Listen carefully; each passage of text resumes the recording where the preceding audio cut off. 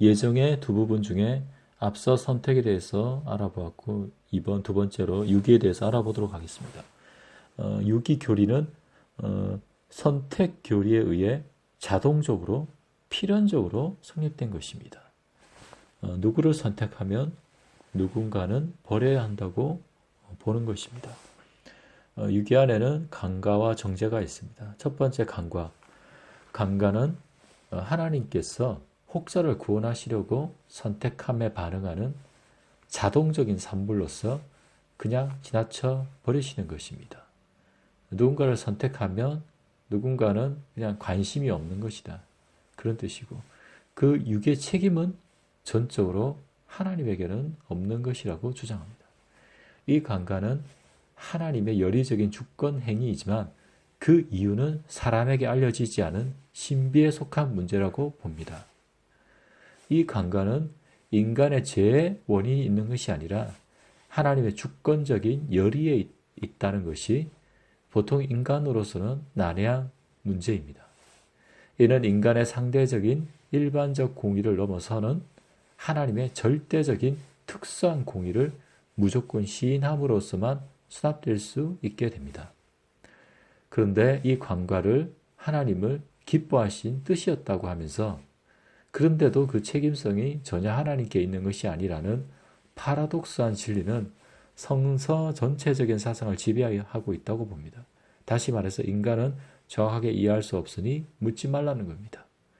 이 부분이 예정론 논란의 가장 큰 문제가 되는 부분입니다. 하나님께서 그냥 지나치는 버려두는 사람은 그 사람의 죄 때문이 아니라 하나님만의 어떤 이유가 있다. 하나님의 특수한 공의 때문에 있다. 그건 하나님의 뜻이었기 때문에 그것을 묻지 말라는 것입니다. 두 번째는 정죄입니다. 반면 정죄는 하나님의 적극적인 행위로서 인간의 죄에 대한 공의의 형벌로 법정성을 띠고 있습니다. 앞에서 말한 강가는 그 이유가 신비의 베일에 쌓여 있지만 이 정죄는 그 이유가 인간에게 공공연하게 알려집니다.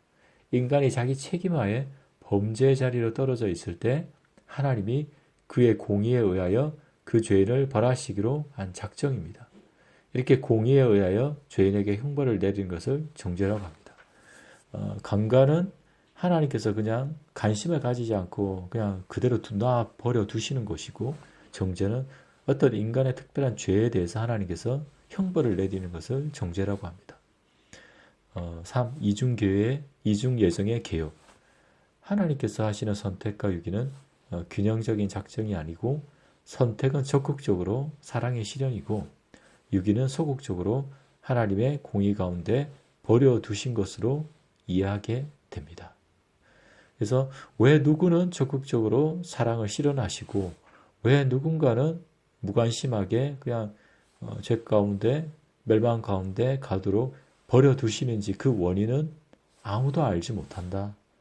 그래서 사람들은 그것을 받아들이기가 쉽지 않다. 그런 하나님을 과연 사랑과 공의의 하나님으로 볼 수 있느냐라는 합리적, 이성적인 물음이 나올 수밖에 없는 것이 예정론이다. 그런 뜻입니다.